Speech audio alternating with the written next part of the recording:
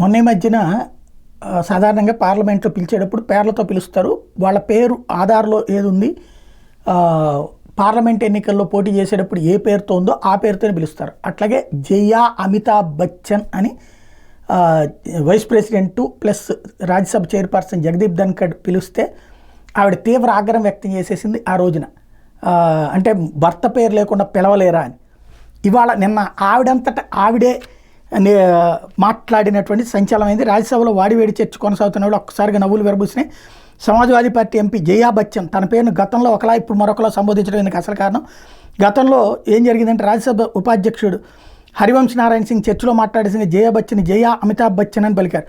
వెంటనే ఆగ్రహంతో ఊగిపోయిన జయా బచ్చన్ అమితాబ్ పేరు నాకెందుకు జోడిస్తున్నారు, నాకంటూ సొంత గుర్తింపు లేదా, మహిళను భర్త పేరుని కలిపి పిలవడం చాలా తప్పు, మహిళ గుర్తింపు రావాలంటే భర్త పేరు వాడాల్సిందేనంటూ ఆగ్రహంగా మాట్లాడారు. దీంతో హరివంశ్ కల్పించుకుని జయా మేడం మీరే స్వయంగా అఫిడవిట్లో పేరును అట్ట రాశారు, నేనేం కొత్తగా జడ్జ్ చేయలేదు అన్నారు. చేసేది లేక శుక్రవారం తన పేరుని పూర్తిగా పలికారు. చైర్మన్ జగదీప్ ధన్కడ్ పిలవగానే లేచి నేను జయా అమితాబ్ బచ్చన్ని మాట్లాడుతున్నా అని అనగానే పాత విషయం గుర్తొచ్చి ధన్కడ్ గొల్లు నవ్వారు. జయ కూడా గట్టిగా పాల్పడినవారు. దీంతో సభలో అందరూ కూడా నవ్వుకోవాల్సి వచ్చింది.